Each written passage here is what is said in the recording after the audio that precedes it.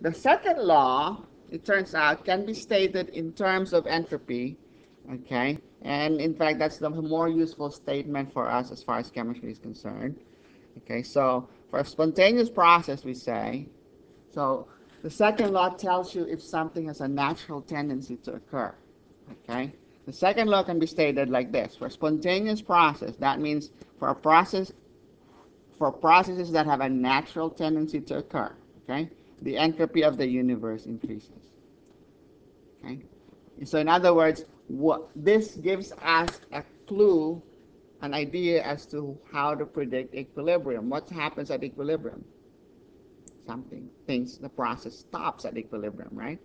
So when we say we've reached equilibrium, then that means the process no longer has the tendency to continue going. So it's no longer spontaneous at that point. So when you've reached equilibrium, you say, then that must be because the entropy of the universe could no longer increase at that point. And so you say entropy is maximized at equilibrium.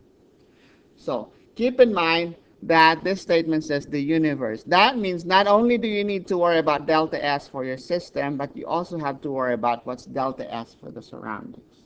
So those two together must come out to be a positive number.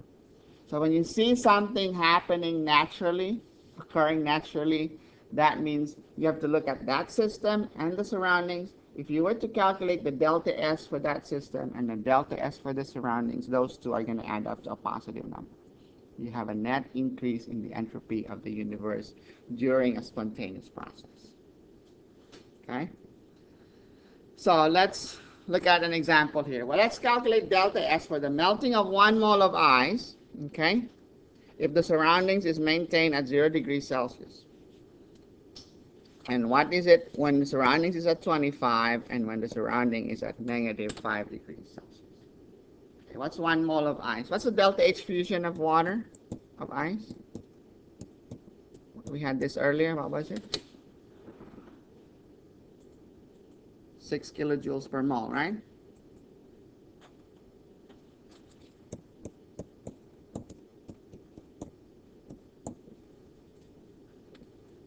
Right. So what's the delta S for the ice?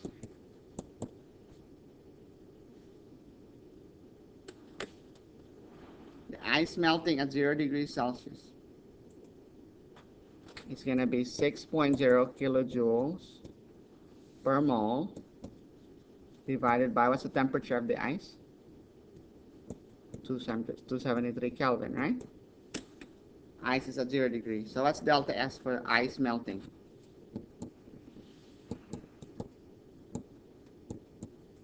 The ice is at 0 degrees, right?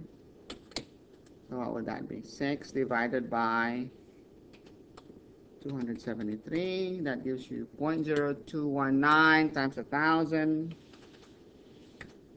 That gives you 21.97. So 22, right? 22 kilojoules per 22 joules per Kelvin. It's positive. That's delta S for the ice. What is the delta S for the surroundings at 0 degrees?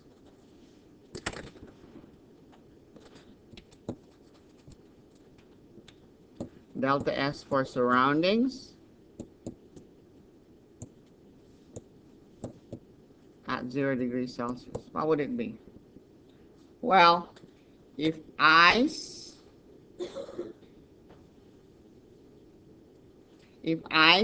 melts, what does that mean?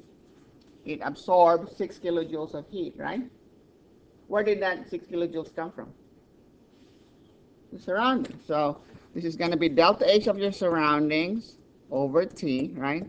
It's just going to be minus delta S of your system, of your ice, over T, right? Whatever heat went into the ice came from the surroundings. So if Q is positive 6 for the ice, what is it for the surroundings? Negative 6. The surrounding lost energy, right? So it's going to be negative 6.0 kilojoules per mole divided by 273 Kelvin. What is negative 6 over 273? We already did that, right? It's 22, but this time it's going to be negative 22, okay? Joules per Kelvin. So at 0 degrees, what's delta S for the universe? Ice plus delta S surroundings, 0, right? At the melting point of ice, 0 degrees Celsius. What that means is, in other words, what that is saying is that if you reach equilibrium there, there's no tendency for ice or to go, there's no greater tendency in the tendency, and there's no difference in the tendency of ice to turn into liquid and for liquid to turn into ice. Okay? So there's an equal tendency of freezing and melting at 0 degrees Celsius, because at that point, the delta S of the universe doesn't change when you melt ice or when you freeze water at 0 degrees Celsius. So we say we have equilibrium between liquid water and ice. But what happens at a temperature higher than 0 degrees? What will happen? Okay, let's recalculate delta S at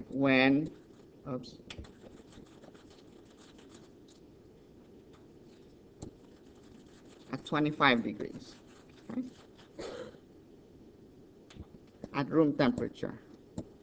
What happens when our when our surroundings is at room temperature? So what's delta S for the surroundings? Again, it's going to be negative 6.0 kilojoules per mole, right?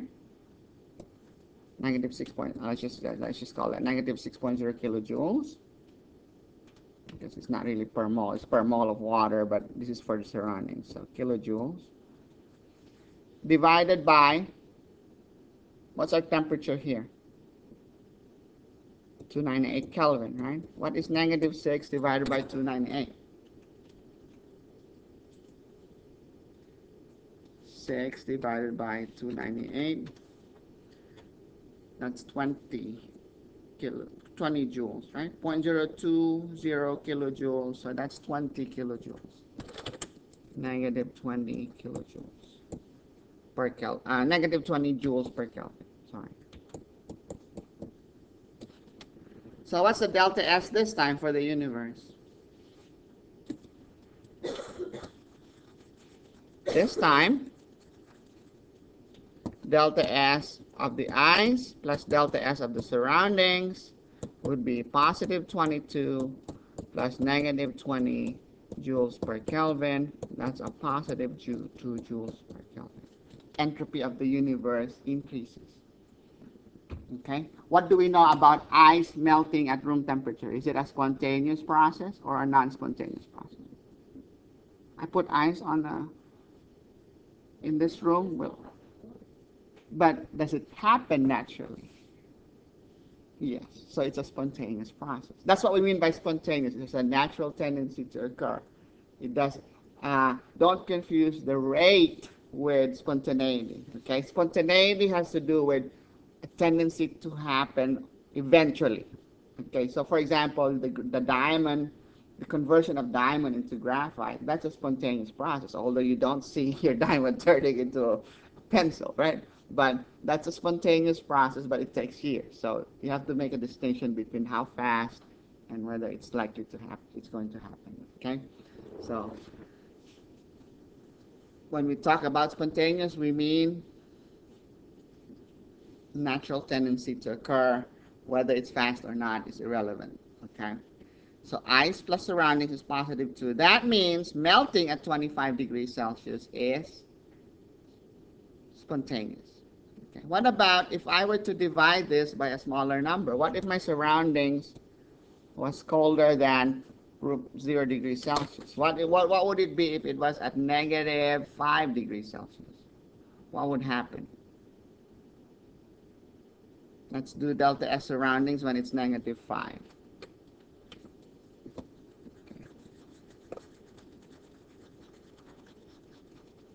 So this time we'll do at negative 5.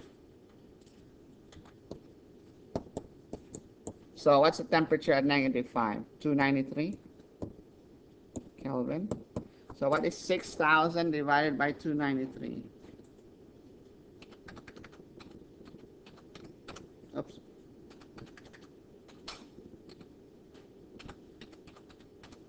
It's -5 degrees Celsius. I'm sorry. Yeah, sorry. Yeah, it's not 293. It's 273 minus 5, 268. Okay, sorry about that. 268 Kelvin. So at 268 Kelvin, what would it be? Next, 6,000, which is 6 kilojoules, divided by 268. That gives you 22, negative 22.4, right?